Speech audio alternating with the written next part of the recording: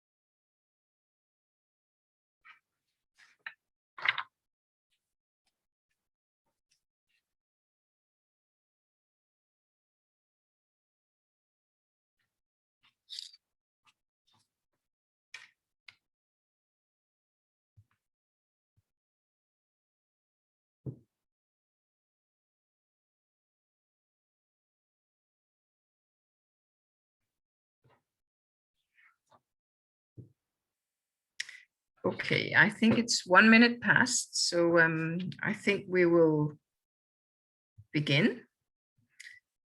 And it is my pleasure to welcome you to the Icelandic launch of the Human Development Report. My name is Camilla Bruckner, and I am the head of the UNDP Nordic office. And I have the pleasure to moderate the session today. I want to thank in advance all the panel members and also our colleagues in New York for having joined us today, and for our co-organizers. 2020 was the 30th anniversary of the first report. In 1990, when the report first appeared, it challenged the idea that economic growth was the dominant measure of progress.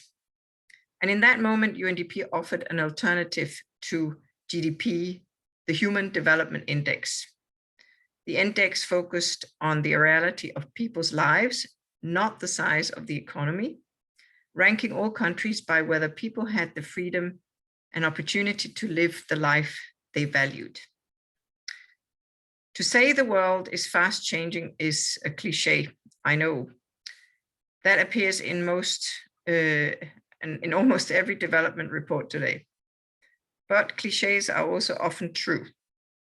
Just cast your minds back to the world of 1990 when the report first appeared.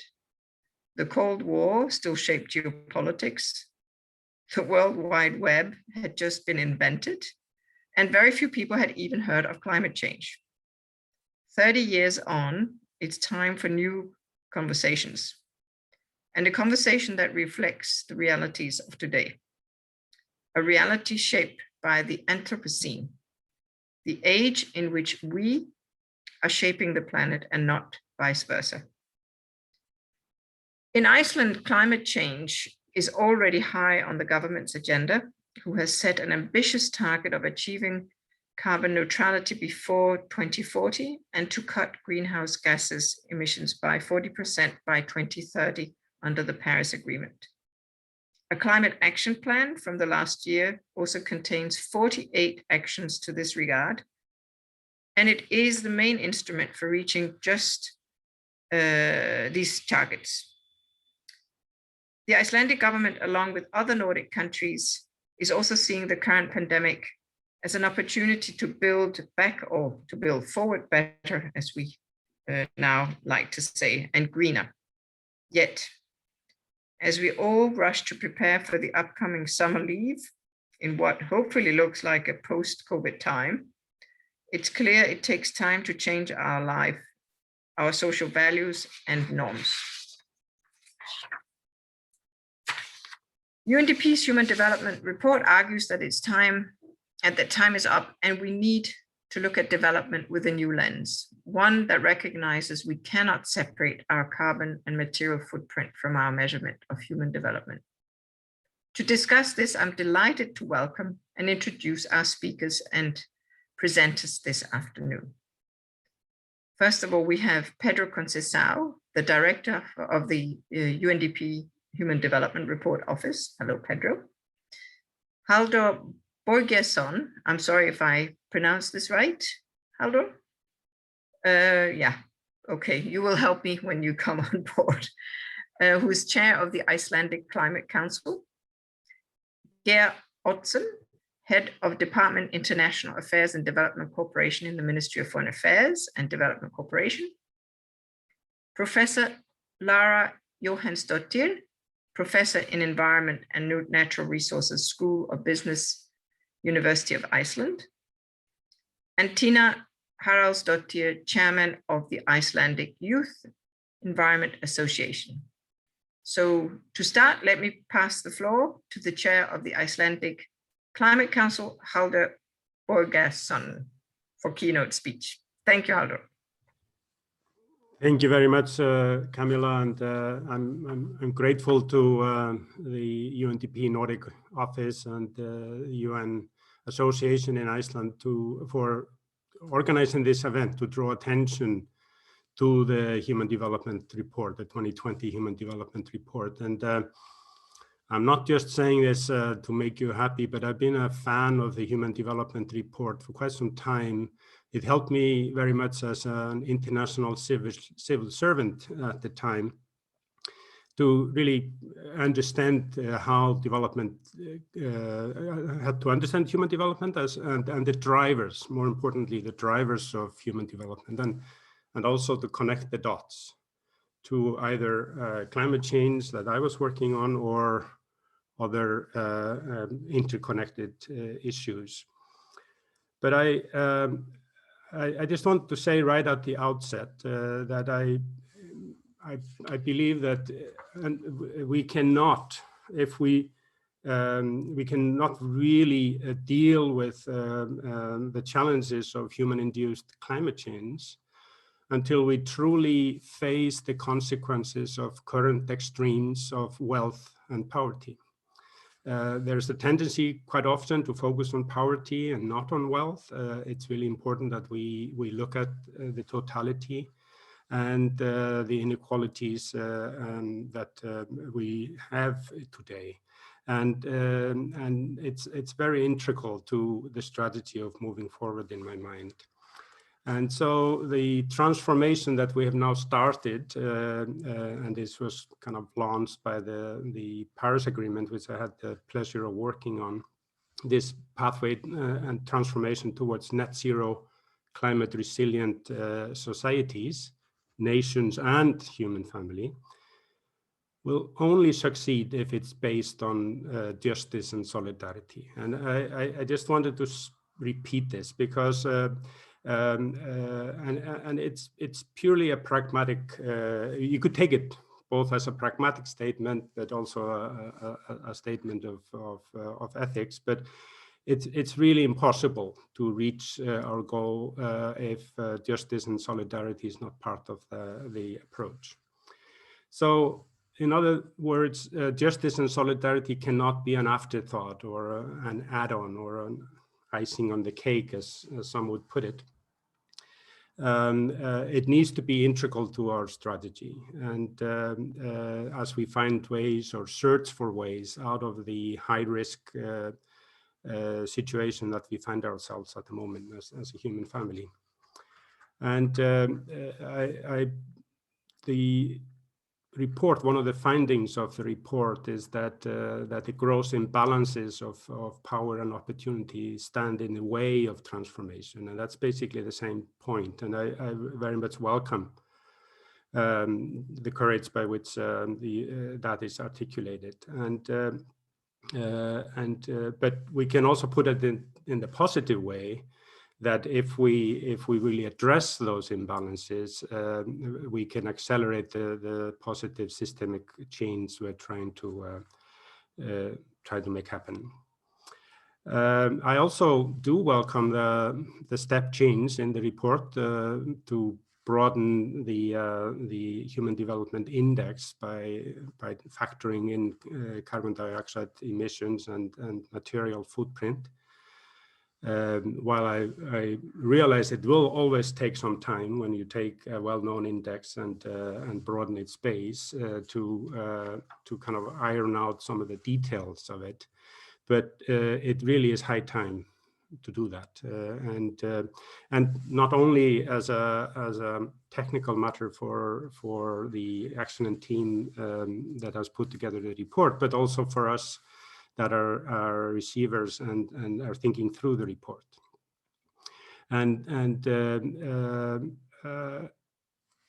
If you allow me a little bit of a personal perspective also, as I reflect on the report, that I should explain to you that I entered this field of climate policy.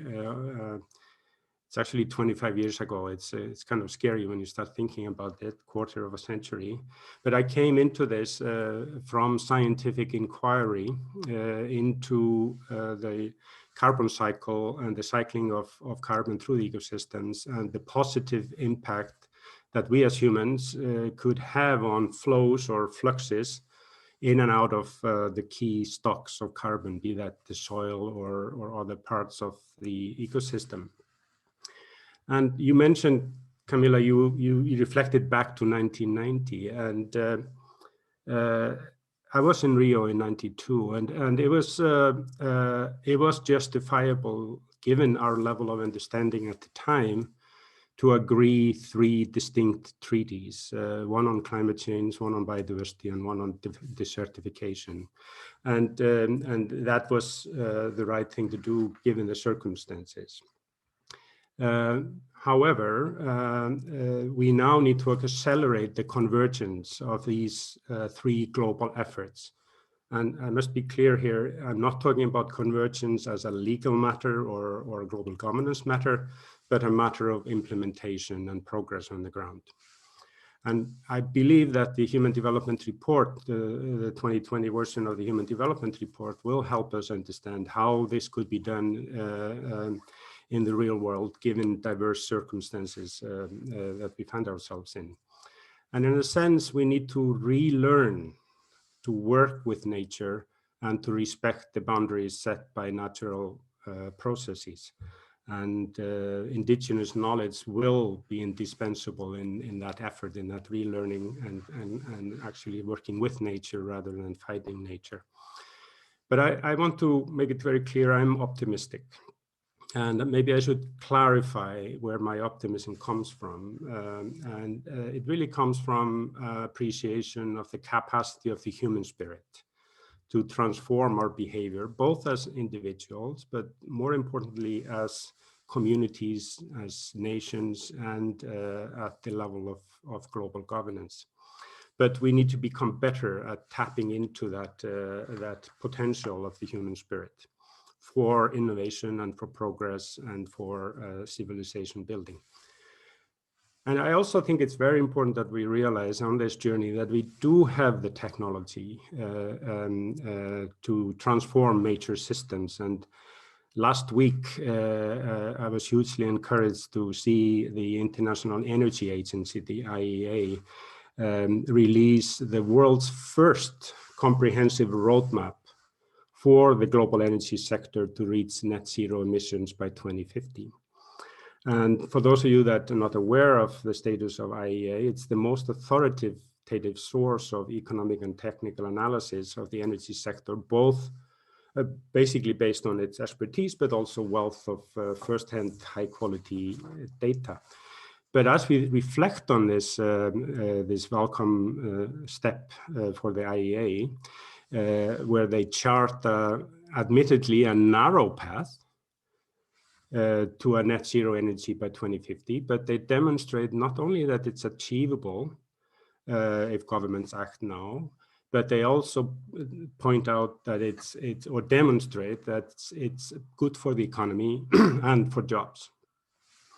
And as was mentioned earlier, I have the honor of chairing the Icelandic Climate Council. And Iceland was classified as a developing economy by the UN when it freed itself from the yoke of fossil fuel imports by harnessing local and renewable sources of energy. Iceland is now helping other nations do the same, but I firmly believe that we can do much more on that front and should do more on that front. And as has also been mentioned, we have set our goal of reaching net zero, which all parties to the Paris Agreement are actually have committed to. The question is when. And for Iceland, it's 2040. And you mentioned, Camilla, that we're aiming for 40% reduction in 2030. We're actually moving now to 55% reduction by 2030, along with our European partners.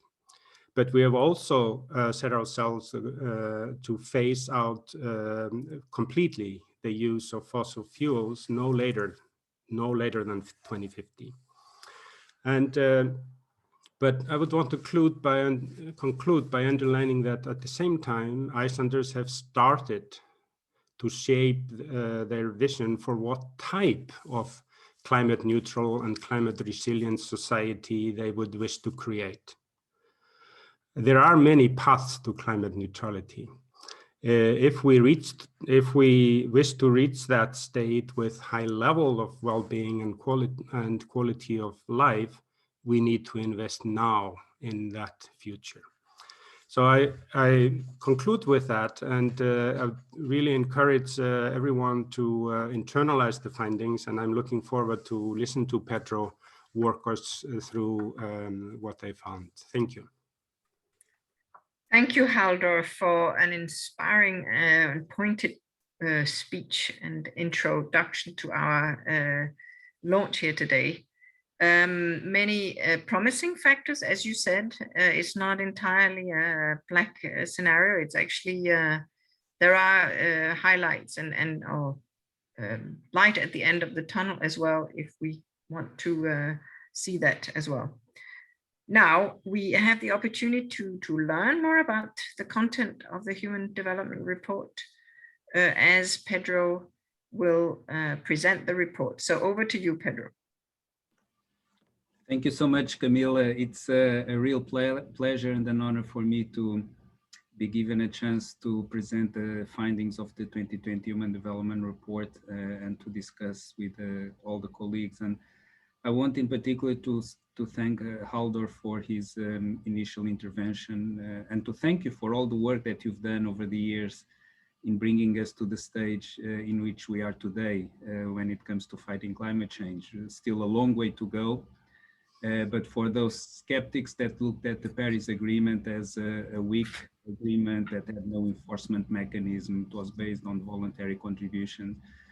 I think that the vision of the international community and of the colleagues, including you, that supported that agreement is showing that it was the right bet. And I think that it was the right bet precisely because of the point you made when it comes to the ability of people to understand the challenges they confront and to act upon them. Human development is often defined as something that redefined well-being, as Camilla alluded to, and that certainly is that. But it's also an approach to development that we use a phrase by Amartya Sen, sees people as agents, not patients. So people are not passive recipients of aid, assistance, but they are agents that can shape their own destiny. Now, it's not a given they will do so, and there are some reasons also for skepticism, so we can understand those that are frustrated with the pace and concern about it. I think that is very legitimate, but as you said, Halldór, I think it's also valid to make the counterclaim that it's possible to change, and some of the evidence that we've seen over the last few months seems to take us in that direction. And so it's in this context that we produced the 2020 Human Development Report, but I'll just highlight three key messages of the report very briefly. And the first is that even though thus far we've been speaking mostly about climate, even though you've alluded to the conventions on biodiversity and the desertification, Halldór, as we went into the work and learned about the challenges that we confront, it became clear that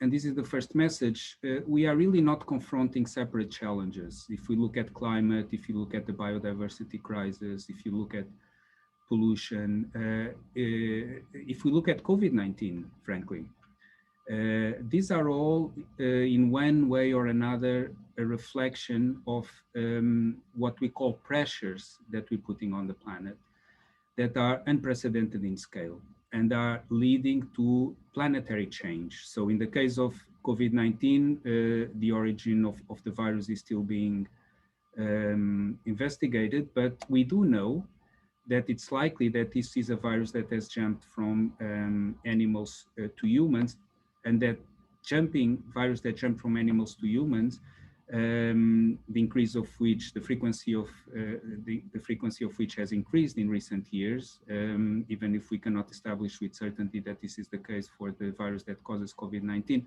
is related to these pressures that we're putting on nature. So this is really the first message of the report, is to take a step back and try to look at what are the underlying drivers of these pressures that are then manifesting themselves in a number of different risks. The second key message, and this goes back to the point you also emphasized, Aldor, is that these risks are superimposed on a world with large and often growing inequalities. These inequalities have to do with income and wealth, but there are many other dimensions that are relevant, inequalities in human development, that we explored actually in the 2019 Human Development Report. And what is clear is that when these risks materialize in shocks, they exacerbate these inequalities. So if we take COVID-19, we know that the economic impact on women has been worse than for men, in part because women are overrepresented in some of the economic sectors that were more affected, but more important, perhaps, because expectations about the role of women, social expectations about the role that women should play in society, in homework and childcare, seem to be reasserting themselves. And so many women seem to be pulling back from the labor force. A couple of weeks ago here in the United States, the numbers on employment and labor force participation rate were released for the month of April. And the observers were surprised with a large pullback in the labor force participation rate, when the expectations were that actually the opposite would be happening because the economy seemed to be picking up steam. And one of the findings from that, from the data, once people started looking at the data, has to do actually with the number of women that are pulling back from the labor force in the United States. Over 150,000 women in a month alone pulled back from the labor force. In the report, we looked at decreases in the labor force participation rate in several developing countries, which have dropped by as much as 10 percentage points. So this is an illustration of the kind of inequalities that can be exacerbated as a result of shocks such as COVID-19. But actually, this pattern holds more broadly. As you can see on this slide, countries that face more ecological threats, droughts, floods, storms, are also those where gender inequality is actually higher. And if we consider inequality more broadly in human development, we can see that the figure is very much the same. Higher ecological threats are related with the higher levels of inequality in human development. So this is in terms of the impact of these shocks on inequality, but inequalities are also linked to gaps in consumption and in power between those that over-extract and over-consume and those that bear the consequences. So in the report, we look at the fact that between now and the end of the century, the poorest countries in the world, which are also the ones that have contributed least to climate change, could experience up to 100 days more of extreme temperature, while rich countries, which are the ones that have historically contributed the most, could actually experience 18 days less, as you see on this chart. So this is just an illustration of this broader point that in many cases, those that are contributing the least to these planetary pressures are those that are bearing the brunt of the negative consequences of these actions. But it's also clear that this is not inevitable. So if we do move towards meeting the aspirations of the Paris Agreement, those 100 days of extreme temperature in developing countries could actually be cut in half. So this was the second message of the report that I wanted to highlight, this intersection between the new risks that we are confronting and inequalities, both when it comes to the exacerbation of these inequalities and the asymmetries between responsibility when it comes to planetary pressures and the consequences of these pressures. And this brings me to the third message, with which I would like to conclude. As I mentioned earlier, human development, and you emphasized also, Aldor, is about seeing people as able to make different choices. And so this gives or calls on giving conditions to people to do those choices in a different way. So one of the things we tried to do was to supplement the Human Development Index with a new index of planetary pressures that combines, as you said, Aldor, indicators of material footprint per person with carbon dioxide emissions per capita. So if we consider these two indicators on a graph, as you see on this slide, and you plot where countries stand on these two indicators, this is what you get, the blue dots on this slide. And the aspirational space is one where you have high levels of human development and low levels of planetary pressure, indicated here by this green flashing triangle. Now, the important point to emphasize is that this space is currently empty. So this is a message also echoed in the Sustainable Development Goals and the 2030 Agenda, this idea that no country has actually gotten it.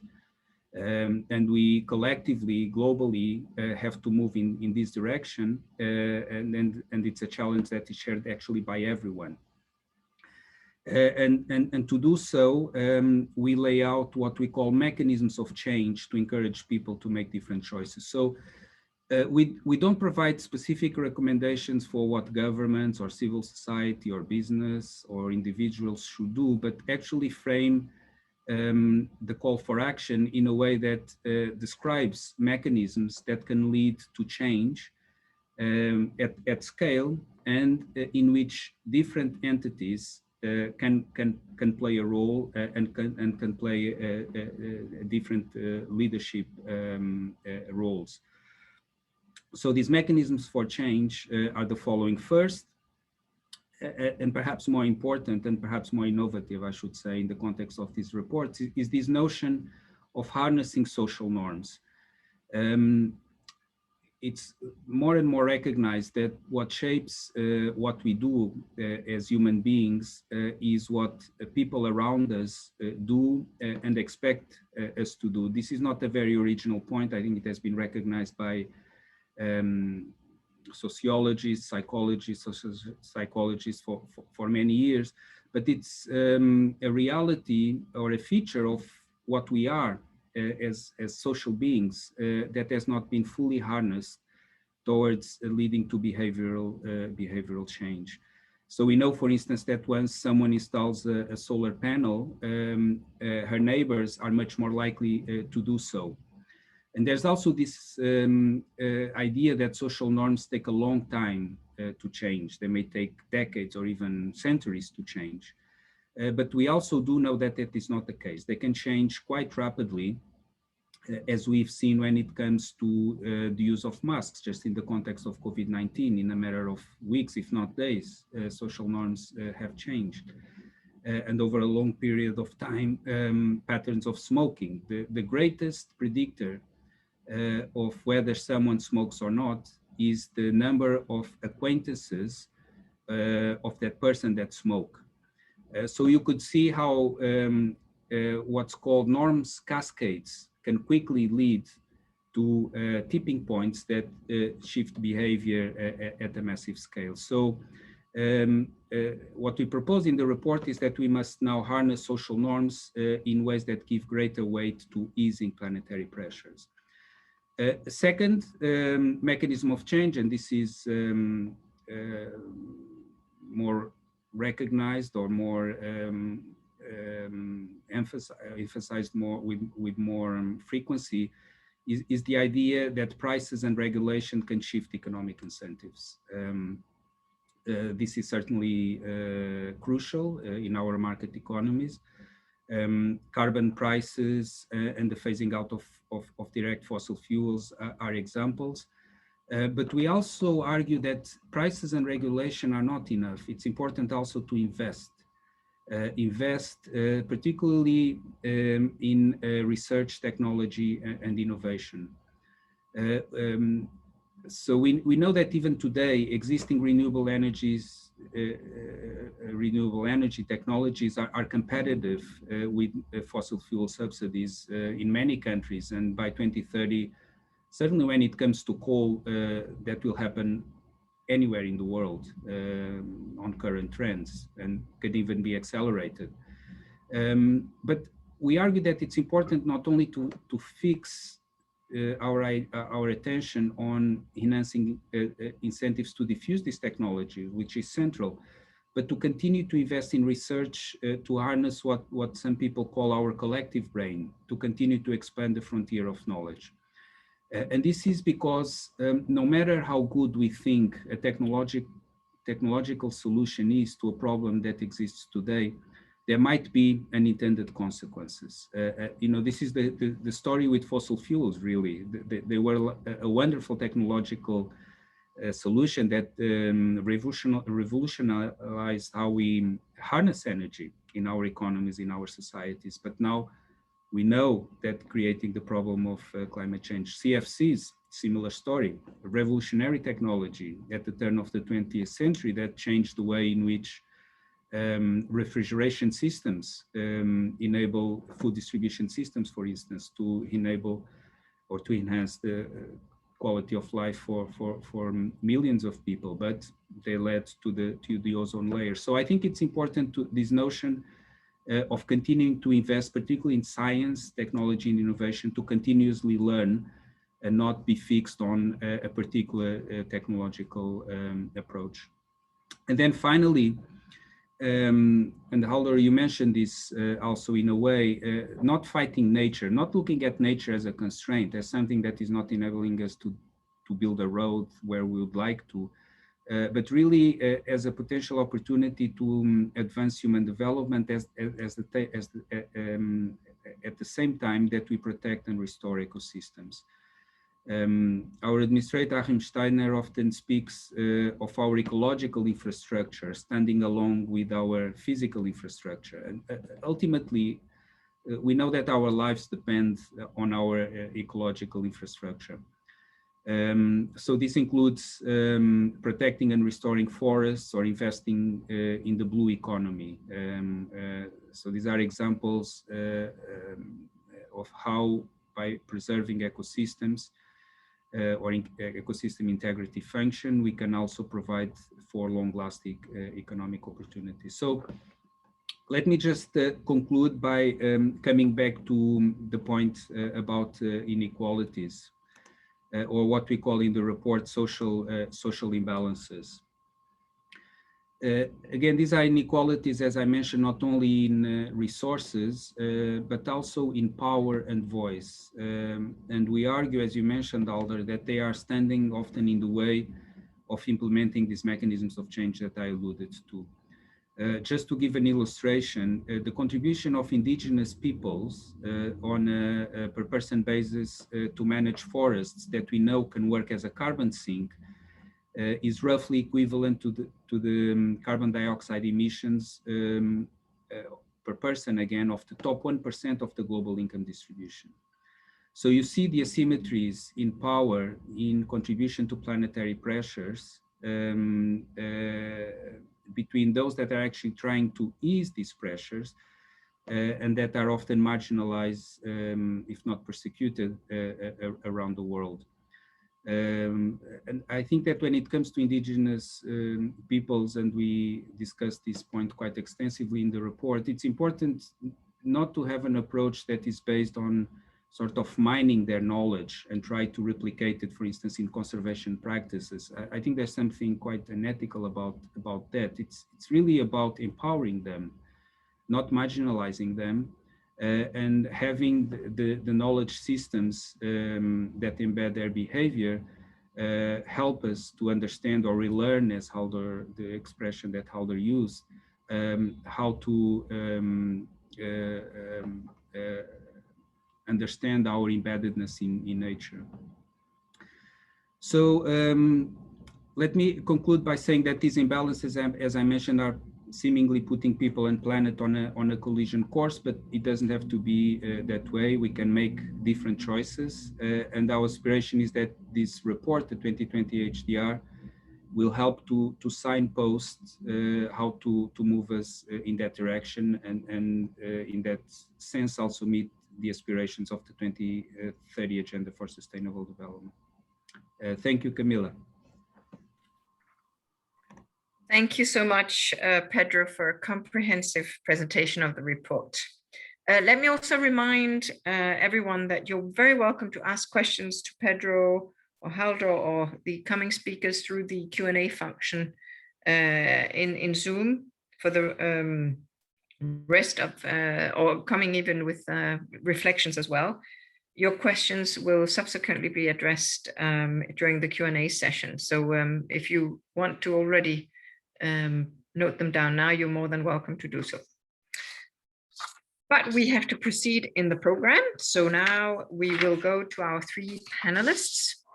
But before that, we just have a little video message from Uganda, which we would like to play for you now. And it's Iceland that has a development cooperation project in the local community of Panyamur.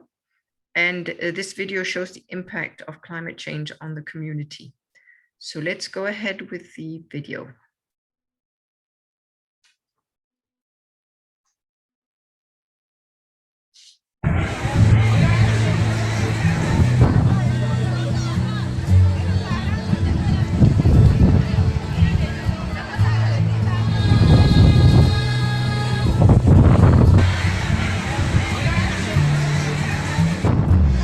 A place that was once home is no more.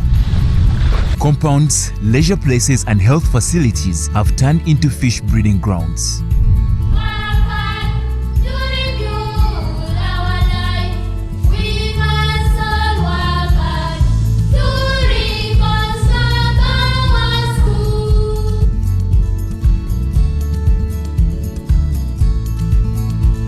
Ladies and gentlemen, this is Maurice Evisubi from the Embassy of Iceland, and I'm here to share with you our experience with working in communities that are affected by the changing climate.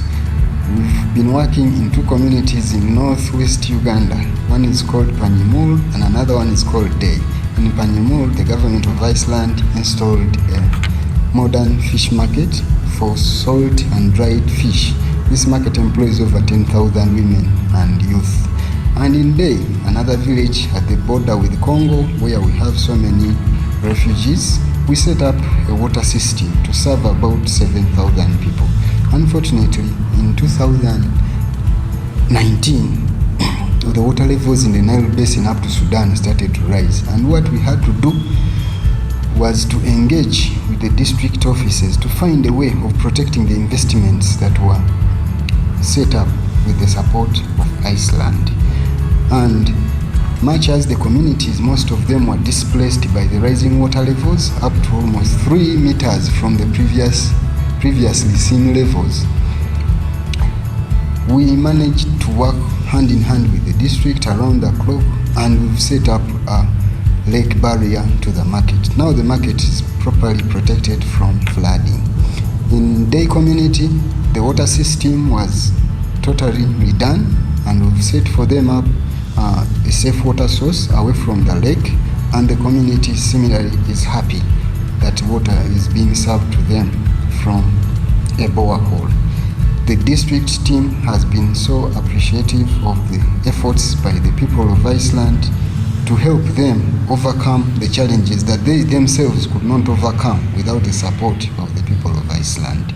And from the team in Kampala, we all say thank you to each and everyone that contributed to this effort.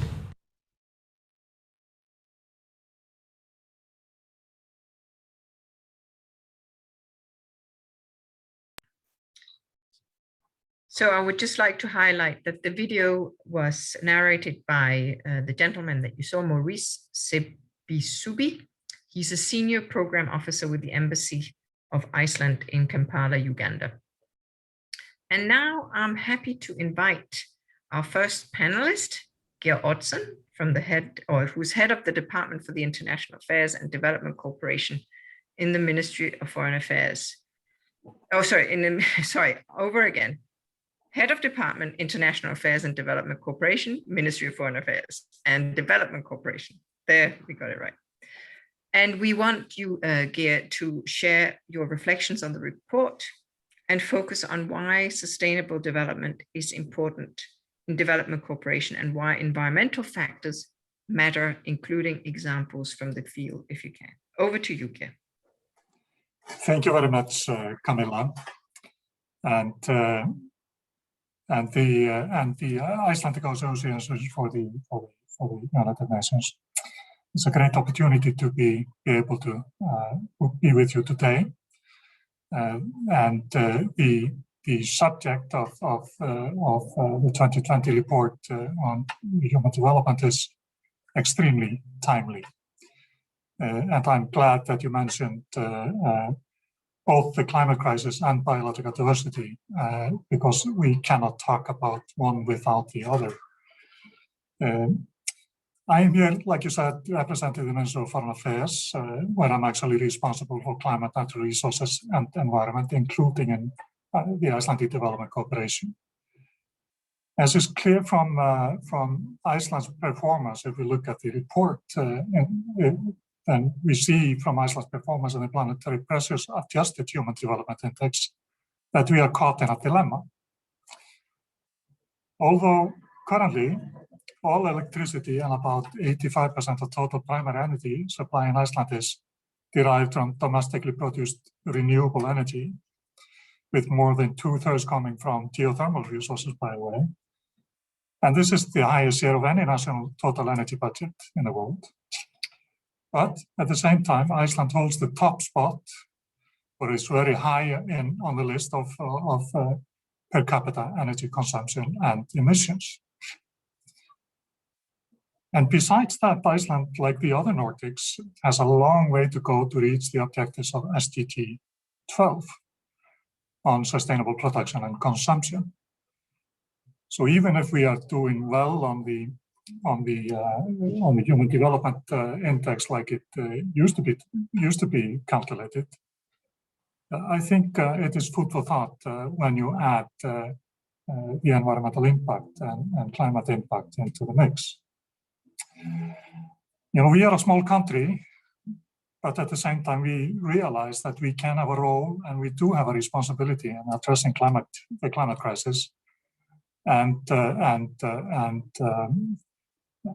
biological diversity. And we are committed to taking an active part in international regional efforts, including to work together with the least developed countries. You mentioned earlier, Camilla and Taldor and others, already you have mentioned two of the upscale commitments, the one on reduction of greenhouse gas emissions by 55% by 2030 and carbon neutrality by 2040. There is, however, a third commitment, which we made at the same time to upgrading the NDCs, and which is really important in the context of what you asked of me. It is that Iceland has already in 2021 increased funding for climate-related development activities by about 50% in total, and actually direct project funding by more than 300%. That increase is to a large degree focusing on sustainable energy, geothermal and hydropower, where we believe we have something to offer. But like has been mentioned, and Pedro, thank you for that, it is impossible to talk about pretty much anything right now without mentioning the COVID-19 pandemic and pointing out the worrying fact that the pandemic has had disproportionate impact on livelihoods and welfare of women and youth, just as Pedro pointed out. And we know that in fact gender equality is regressing and gender-based violence increasing. On another note, but related to that, we have been cooperating with our Nordic partners and others on responding to COVID-19 by building back better and greener. And I want to tell you briefly about a couple of new activities that are supporting that, and we believe are addressing at least some of these challenges for the longer term.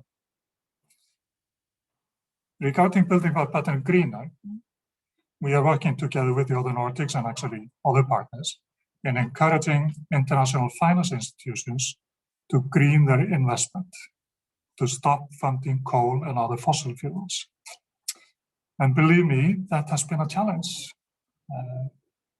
But we see an unbelievable turnaround just over the last couple of years, and especially in the last few months, on the willingness to listen to these voices. And I would say Iceland, together with the other Nordics, individually we are small countries, but together we have some weight. We have also recently, earlier this year, taken on a role as a global champion for the UN High-Level Dialogue on Energy, which will be held in September. This is the first time in 40 years that the United Nations have a high-level meeting on energy. The last time was in 1981, where it was necessary to address the oil crisis. Now we have another crisis. The crisis is that we are very far from reaching our goals regarding SDG 7. We are champions for theme 3. That is on enabling the SDGs through inclusive, just energy transitions. What that really means is that we are looking at how sustainable energy supports achieving the goals of other SDGs. We are focusing our advocacy on the importance of green energy transition for gender equality to create green and valuable jobs for women and youth, and also on the nexus between sustainable energy, sustainable food systems, and climate change. And that also, of course, touches on biological diversity.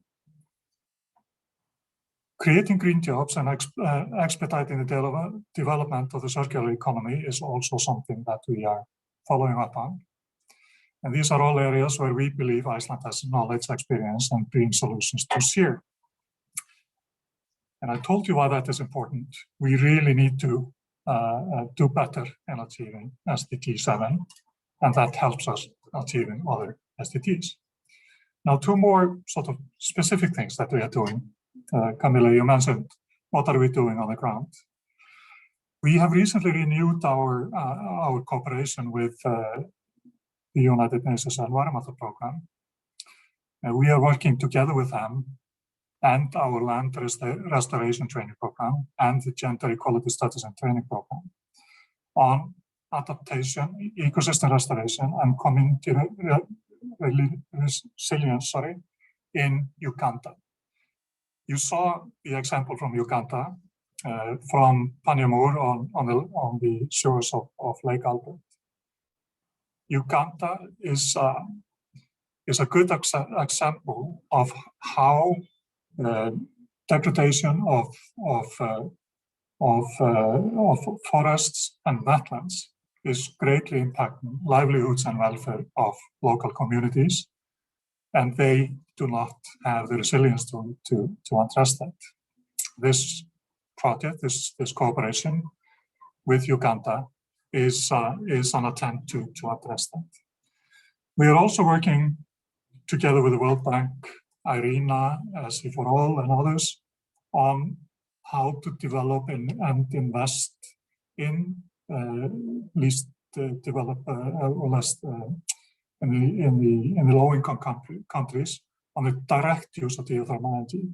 This means that we can enable much more value creation in the food production chain, and not only in green foods, but also in blue foods and the blue bioeconomy. And I again want to thank Pedro for highlighting the blue economy.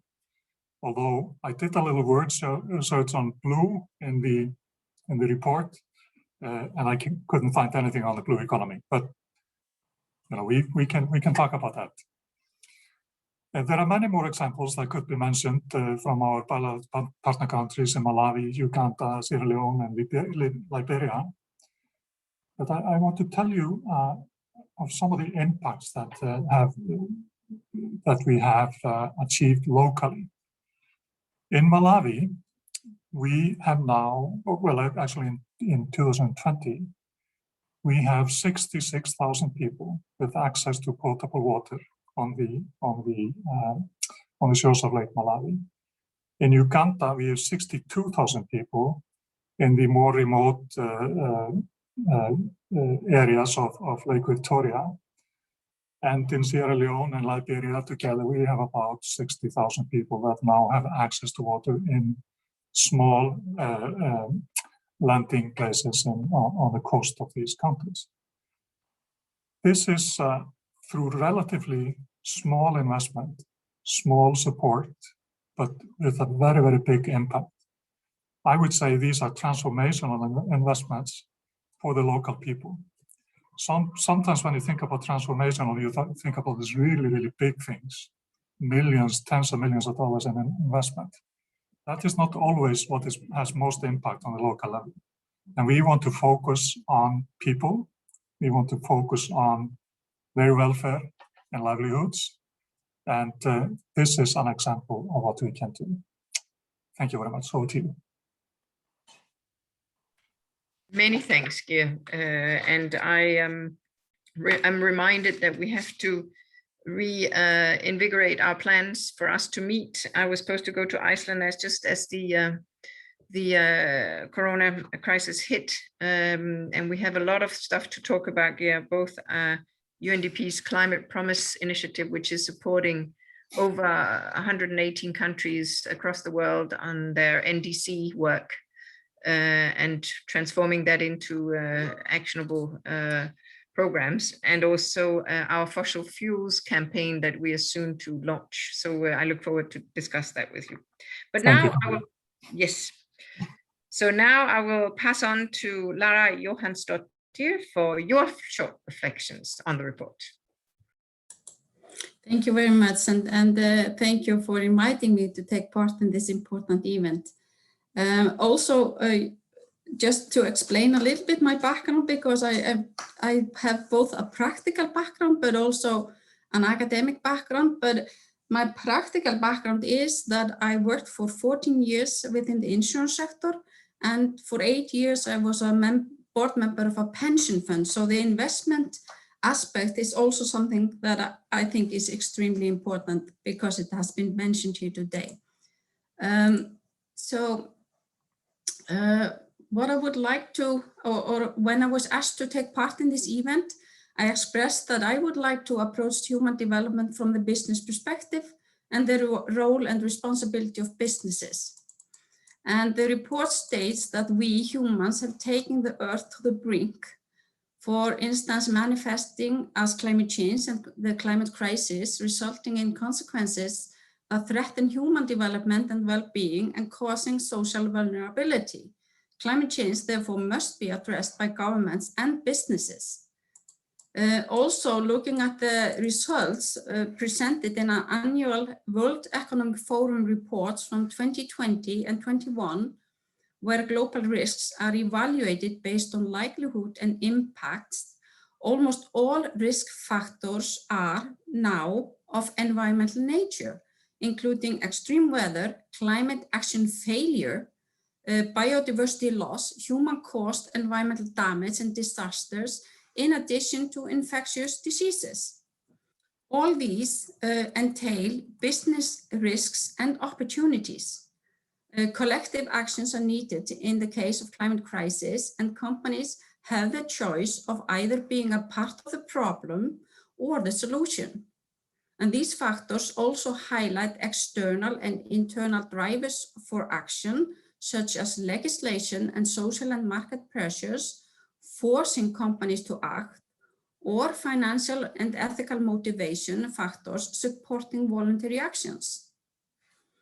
And what is happening now is that inaction regarding climate change is now resulting in growing trends towards climate change litigation cases.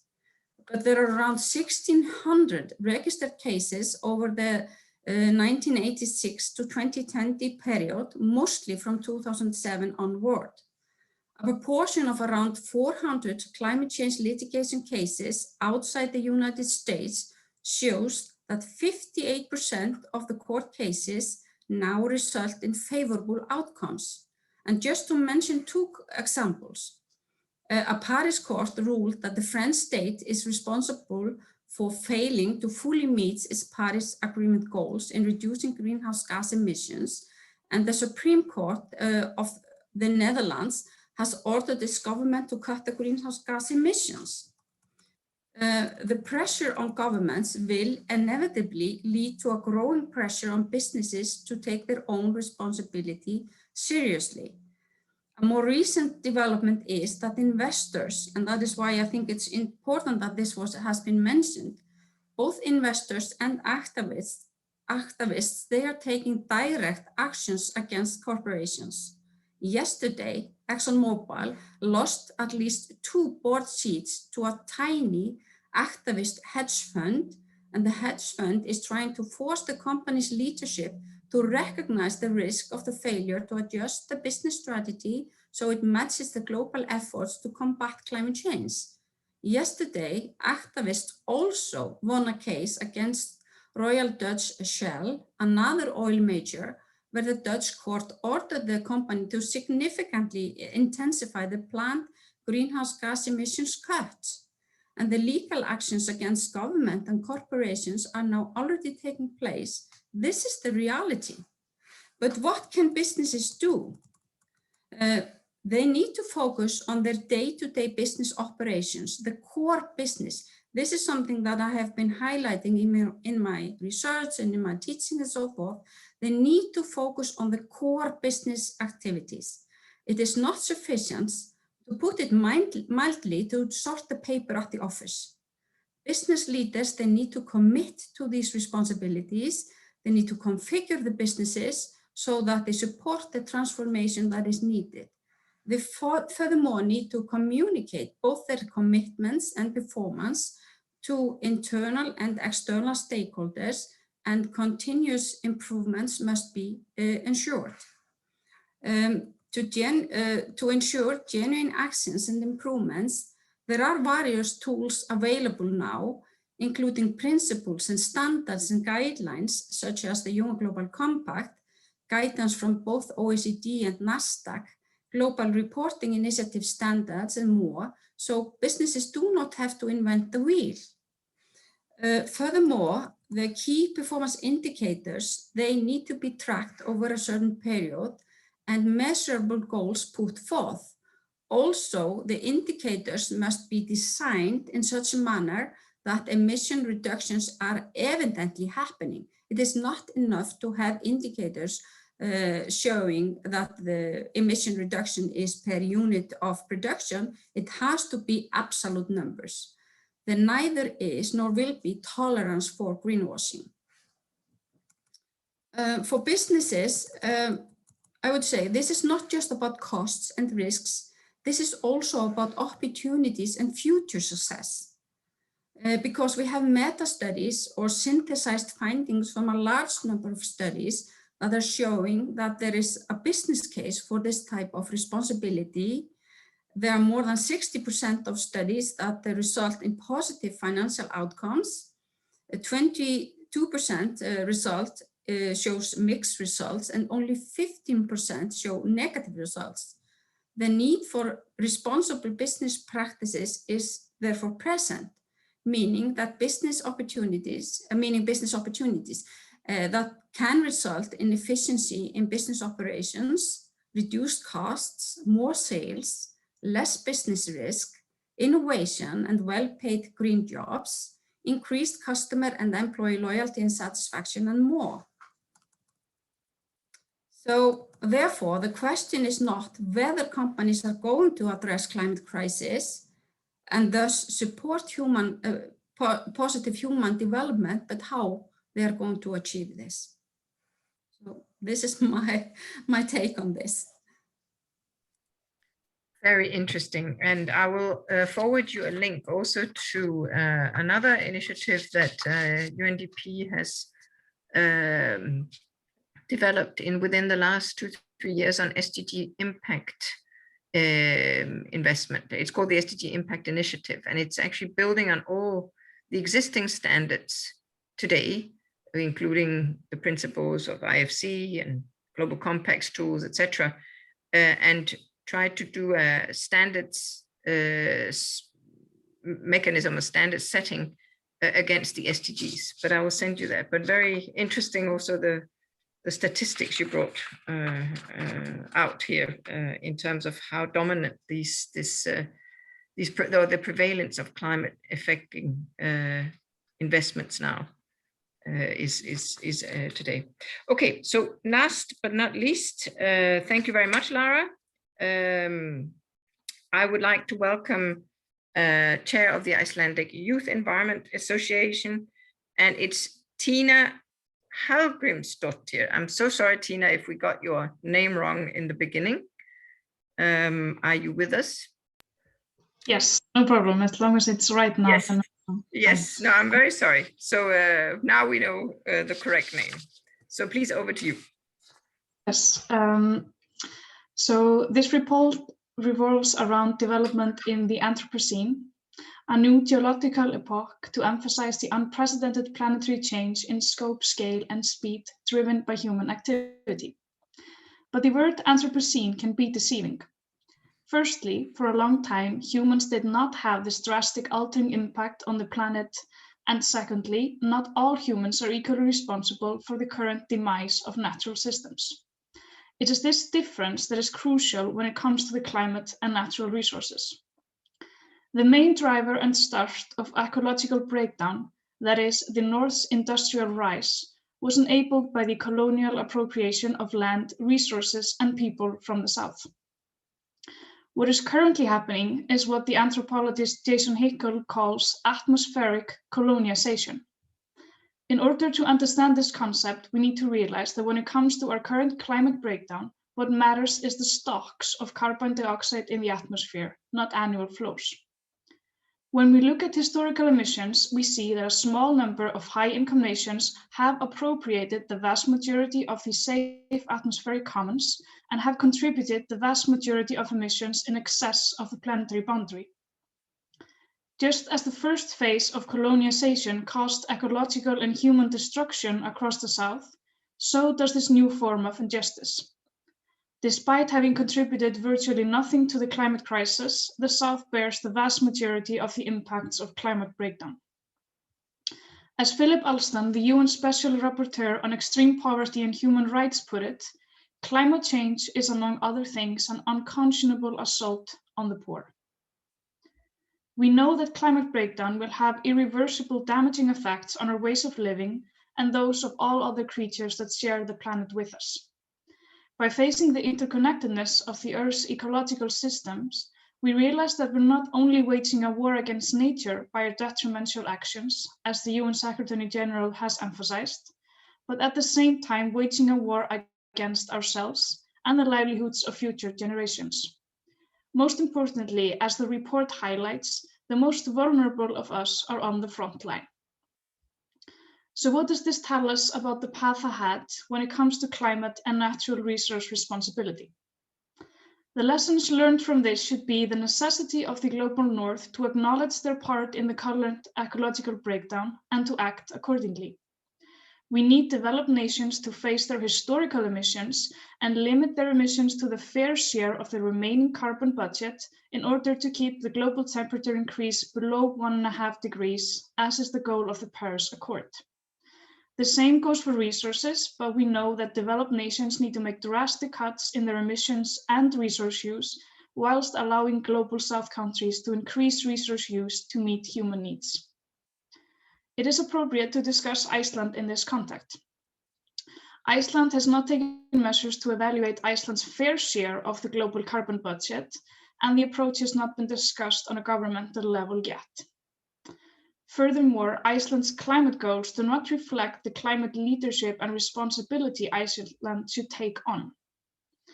As has been mentioned, Iceland aims at carbon neutrality in 2040, which is an ambitious goal. Nevertheless, the definitions have not been determined, but it is of utmost importance how we will define the term, and then it will be realized in a socially just way. When it comes to the Paris Accord, as mentioned also, Iceland has confirmed its continued participation in a joint nationally determined target with the EU and Norway, but the implementation of this target also remains uncertain. Currently, there are no legally binding emission targets in Iceland that demonstrate the independent ambition of the Icelandic government to take on their share of the responsibility that the climate crisis entails. Another part of taking on responsibility requires high-income nations to increase their contributions to climate financing and support to specific climate projects in developing countries and to help with the implementation of new technologies. This is why our increased pledges to foreign climate-related aid that Gail mentioned are very important. There has been room for improvement in certain aspects of Iceland's climate aid. For example, Iceland's pledge to the Green Climate Fund that is now under $3 per capita, and we see other Nordic countries have pledges that are 18 to 20 times our pledge on a per capita basis. It may seem like I'm painting a bleak picture of the current situation, but there's one thing positive about crisis, that is that they allow us to make room for new visions and the radical structural changes needed to realize them. Furthermore, we see that planetary and societal imbalance are intertwined, so improvements on one side will always help the other. There is hope in the fact that a more socially just world is also a more environmentally friendly one, and vice versa. They should empower us to shape and realize a new future in which all human beings are able to thrive. Thank you.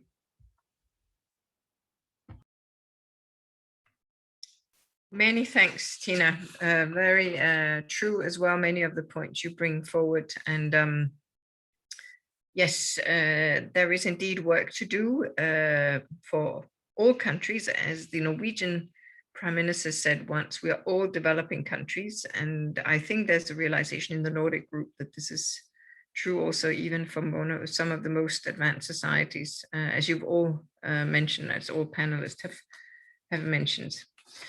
So now we are actually moving to the last segment of the launch, and the floor is open for questions now.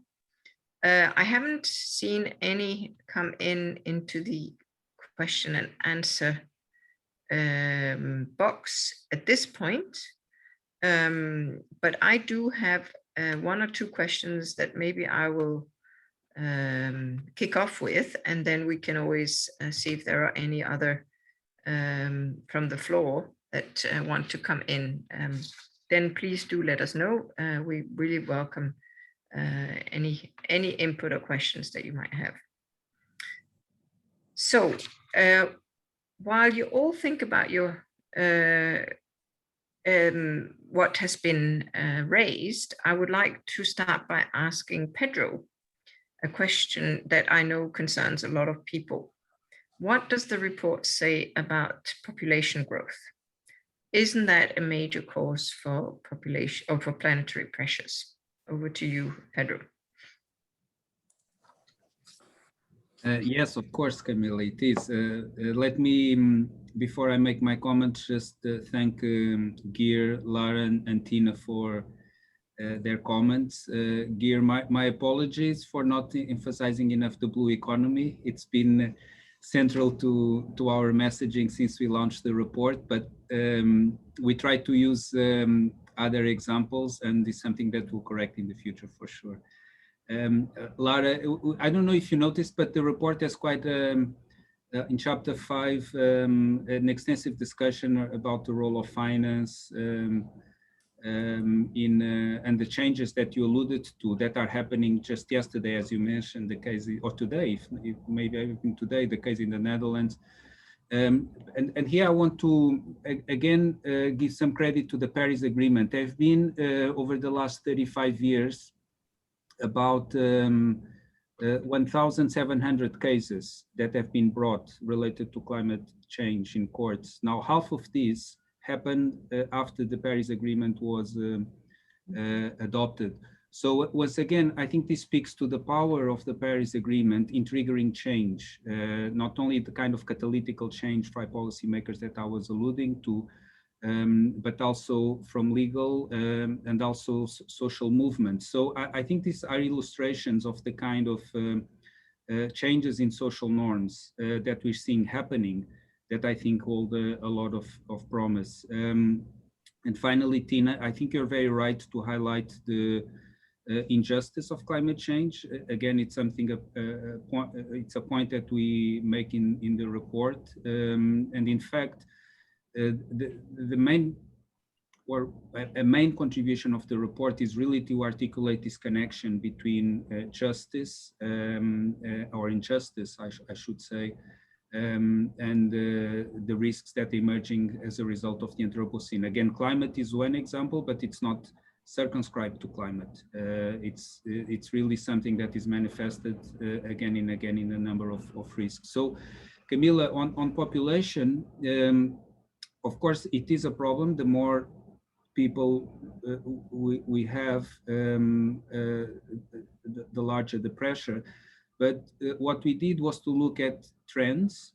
And in fact, what we see when we look at trends, and the report discussed this a little bit, is that fertility rates are actually coming down quite rapidly. In many countries today, the concern is actually the fact that population is decreasing and aging very rapidly. And our societies and our mindsets and our economies really are not set up to deal with these changes that are happening in demography. Some estimates suggest that population is actually likely to peak over the course of this century. I think this is good news when it comes to pressures, but it's also putting on the table a number of other important questions that we'll have to deal with going forward. And this is something that in our office and in our human development reports, we want to look at carefully. Thank you.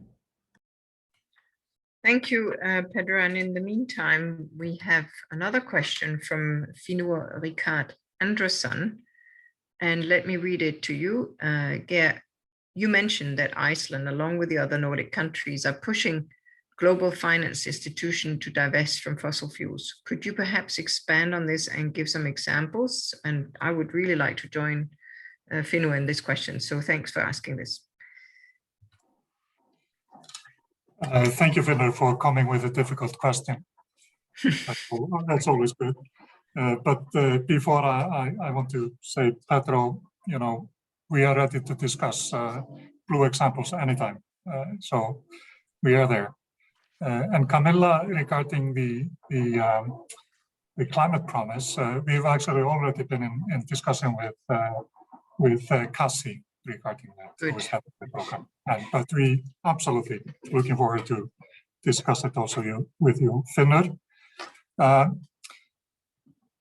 As you maybe know, or if not, Iceland has been chairing the Nordic-Baltic constituency to the World Bank for the last almost couple of years. We are we are stepping down at the end of June, and Norway is taking over.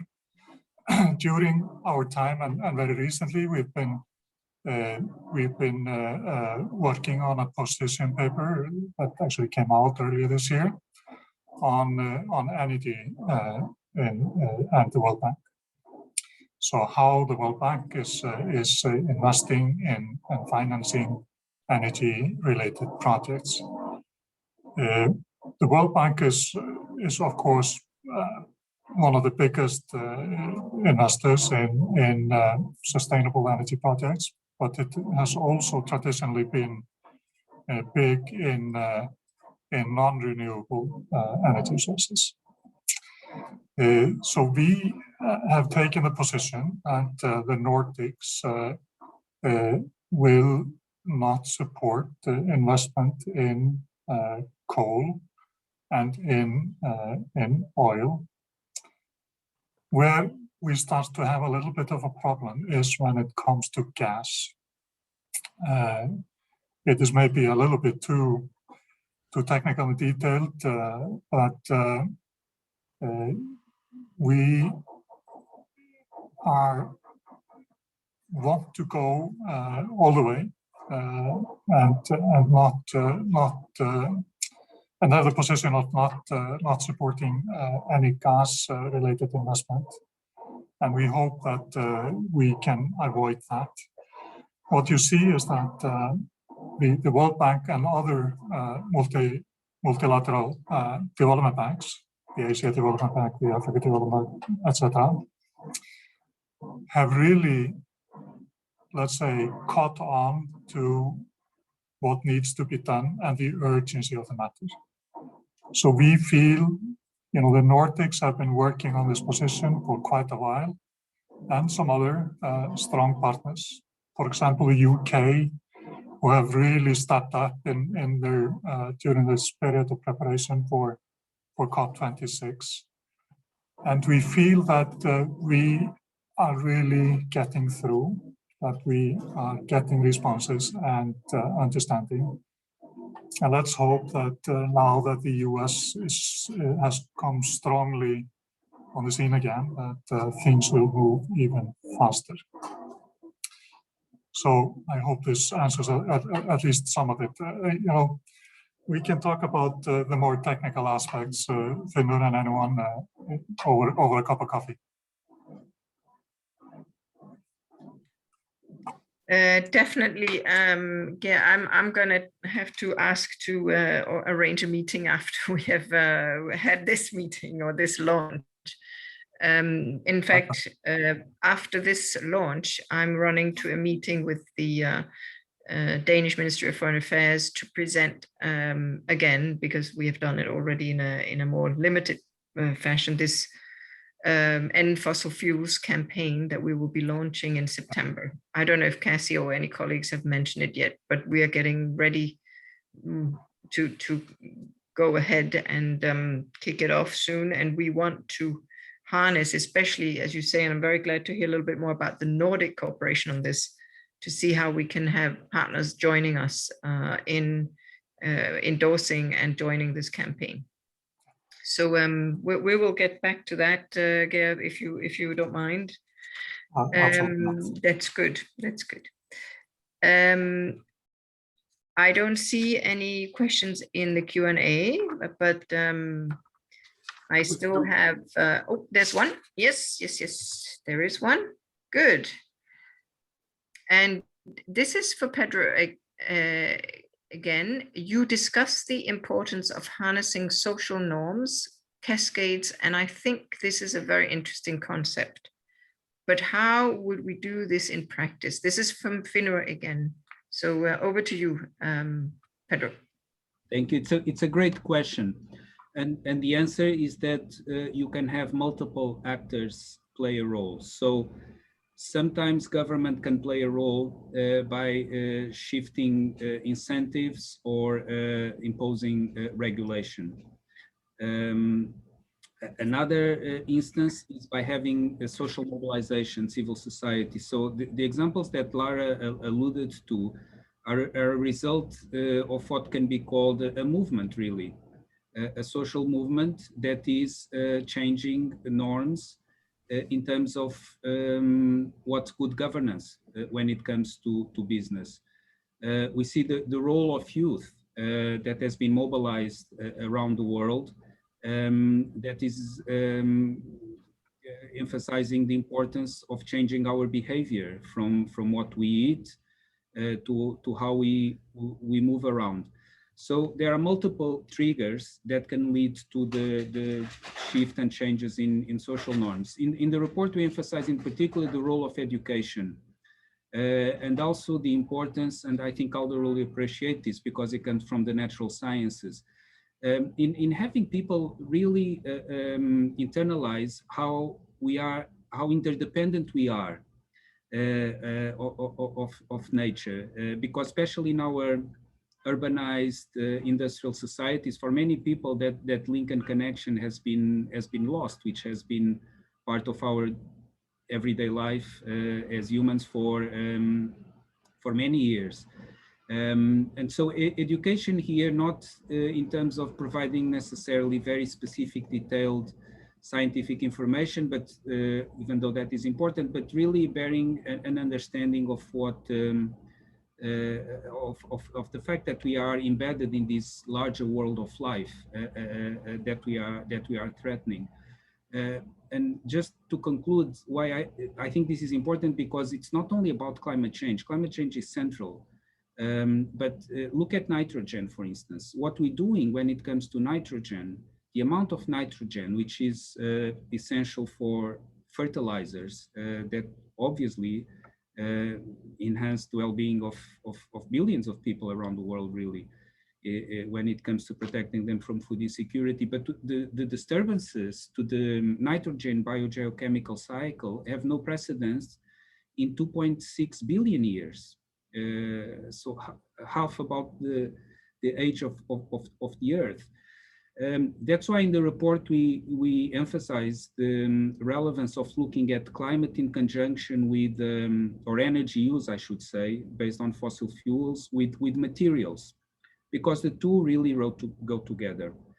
And our argument, and we thought a lot about this, really moved us towards thinking about the underlying drivers of what is needed for life, any form of life, including human life, including the life in our societies. Ultimately, all life depends on energy and nutrients, materials. So these are really the two aspects at which we are not paying enough attention to, by throwing these planetary pressures that are disrupting not only the carbon cycle, which leads to the climate challenge, but many other biogeochemical cycles.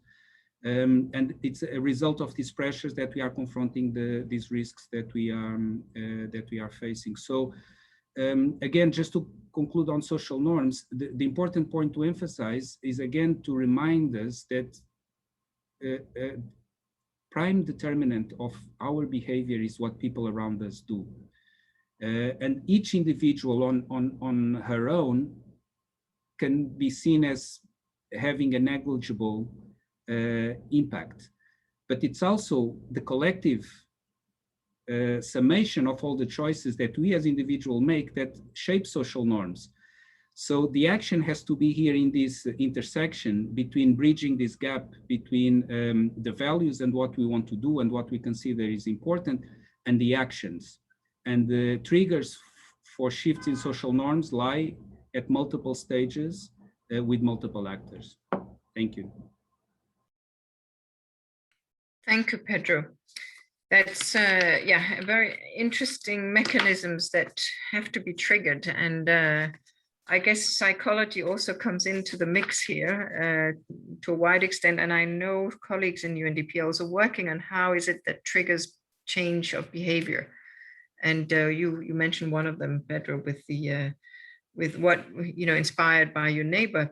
We also work with a Goodwill ambassador, you will know, Olafur Eliasson. He's actually a Goodwill ambassador to UNDP.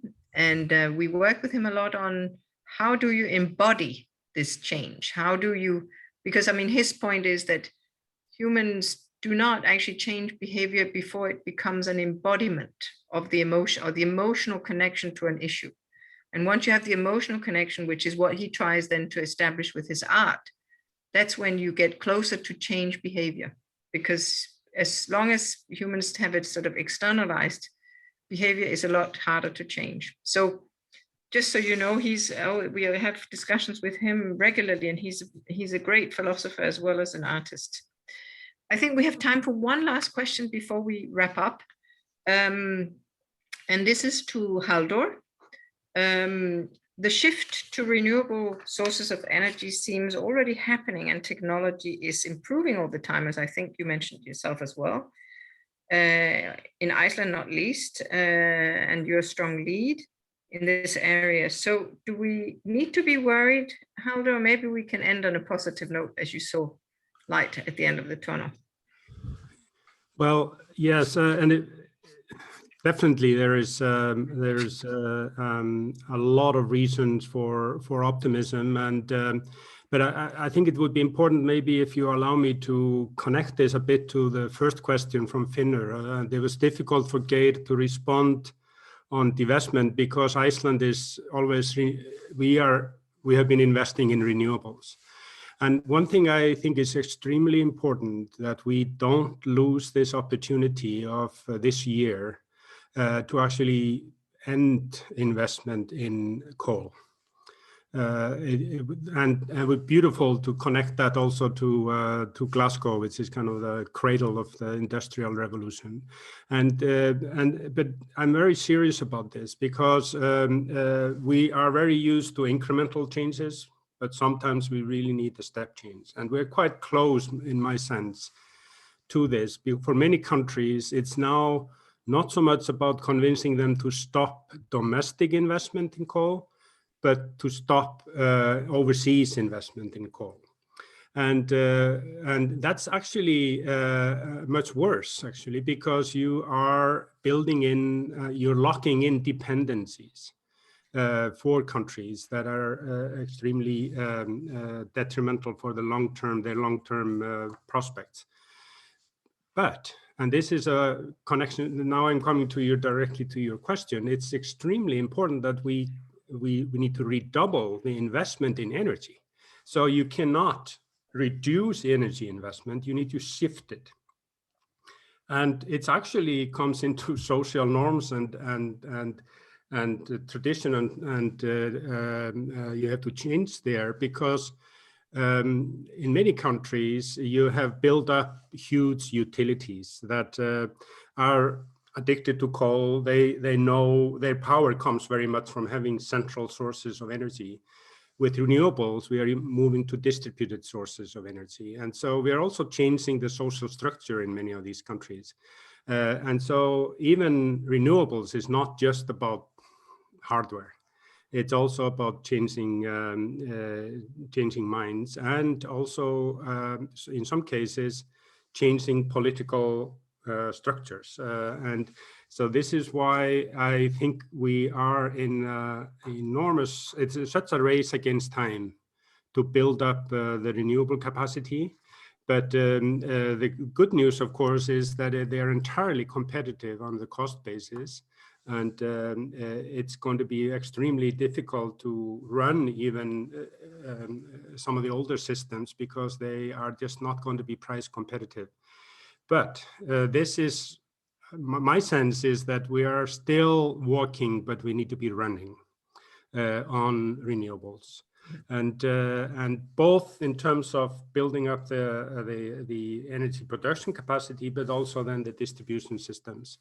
And it's going to be it's going to be so transformative. So and this is also, it's beautiful to see the International Energy Agency that was basically put up around oil to be now very much about renewables. And so there is really no going back. We've kind of come to a watershed on this. And it's also a huge future market. And a lot of homegrown job opportunities, because a lot of the jobs around renewables are actually local jobs. And so it just hits so many sweet spots in terms of being good for development. Yes, I really believe that and we're also seeing some of the big oil companies to engage on this, and that's a good thing, because they know how to go to scale. And so I'm quite excited about the next couple of years in terms of renewables, and it's going to be good for people. Thank you very much, Haldur. We have one more question, which we don't have time for, Finnur, I'm sorry, but I will just read it out for Pedro to think about it, and then we will get back to you in writing. The question is, what does the report say about the possibilities of high-income nations to decouple economic growth from emissions and resource use in absolute terms fast enough to stay within safe planetary boundaries? So we will get back to you, Finnur. Sorry about not having enough time. We need to round off. And first of all, I want to thank all our speakers and panelists for great discussion and for participants for good questions. And we have covered many things over the last 60 minutes. You can be happy that the Zoom can facilitate this after all, even though we cannot get together for reasons that are also linked to climate change. But I think we can all agree that the report is timely and it is crucial that we elevate many of the observations and recommendations in it collectively. This is an investment from all of us that we are facilitating on behalf of our membership. And to advance human development while easing the pressures we put on the planet is the new frontier we have to strive for. The report is meant as a conversation starter, which we've seen works well for, and to provide food for thoughts. We have started now the conversation in Iceland. You already have it, I can hear, but we have maybe provided a little bit more input to this, and we look forward to continuing the rest of the year and also up to important meetings, both in September on energy and later with the COP26. And we're also planning, I should say, to organize a series of other events with the UNA in Finland, where we are very open to ideas where we could perhaps spin off some of these more specific areas from this report. But until then, I want to extend a huge thanks to our co-organizers, UNA Iceland and the Icelandic Ministry of Foreign Affairs, our speakers and panelists, and all of you who participated today. Thank you very much and have a great afternoon. Thank you. Thank you so much.